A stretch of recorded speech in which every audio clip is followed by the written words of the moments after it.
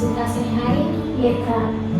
Baik kak, sebelum kita memulai proses bimbingan yang akan kita lakukan pada hari ini, perkenalkan nama saya Andian Pita Rizky, boleh kakak panggil saya Ainun, dan di mana saya akan memandu proses bimbingan yang akan kita laksanakan pada hari ini. Namun, alangkah baiknya jika kakak memperkenalkan diri terlebih dahulu agar proses bimbingan yang akan kita laksanakan ini lebih baik dan lebih terpercaya.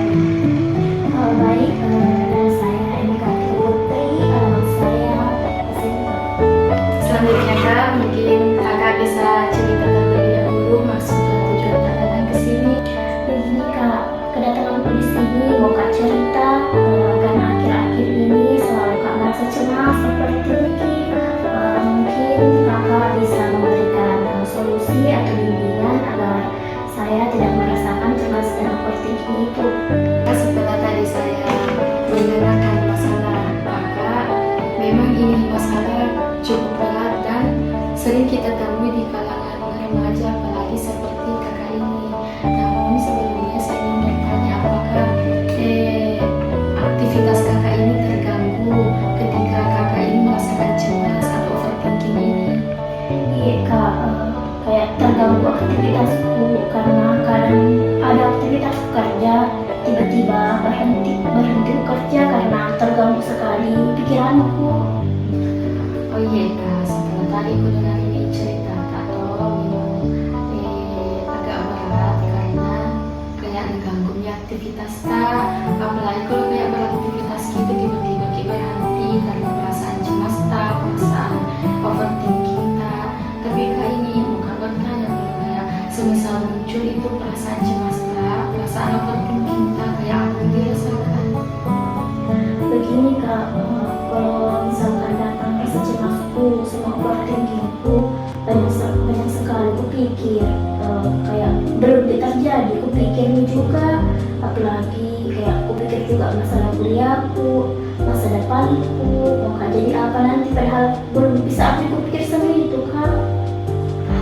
Jadi begitu nih kak, tapi ini kak kalau kayak datang rasa cemas kak, datang rasa overthinking kak, ya ada aktivitas dilakukan supaya kayak teralihkan itu rasa cemas kak, atau ditunggu saja sampainya berhenti sendiri? Kalau misalkan datang kecemasanku, ketika aku wudhu lalu sholat, kalau waktu sholat, tapi kalau bukan waktu sholat, sering-sering kak istighfar atau mendengarkan kajian-kajian Islam. Oh iya kak, setelah tadi aku dengar itu cerita tak permasalahan tak, ya dari muncul itu kecemasan tak sampai mengganggu aktivitas tak.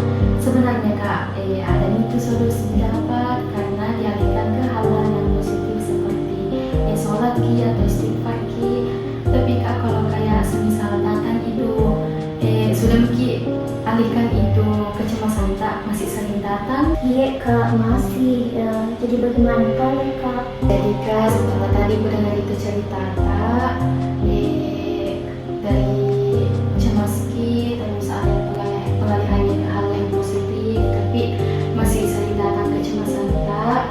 Mungkin saran dari saya tambah ki aktivitas lain yang positif seperti mengaji kak, karena biar bagaimana kak itu Al-Quran kan sumber ketenangan juga untuk kita melalui proses bimbingan spiritual, yaitu membaca kitab suci Al-Quran.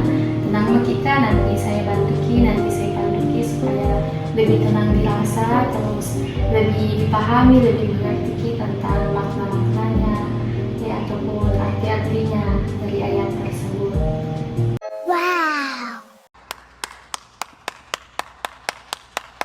A few minutes later.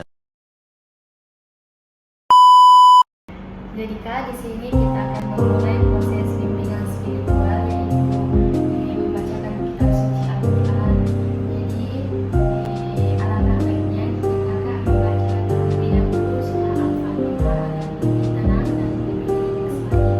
Lalu kakak lanjut membaca surah An-Nur yang dimana itu ayat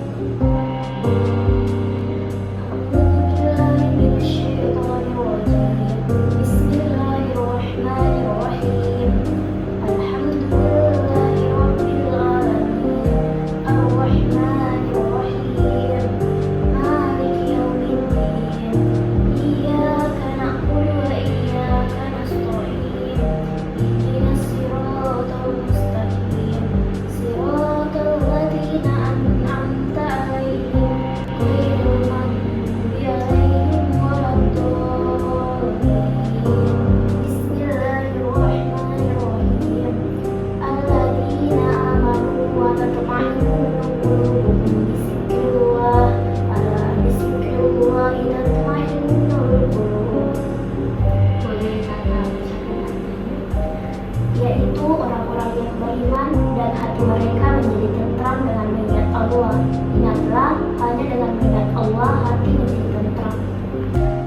Kak, setelah tadi kita melakukan proses bimbingan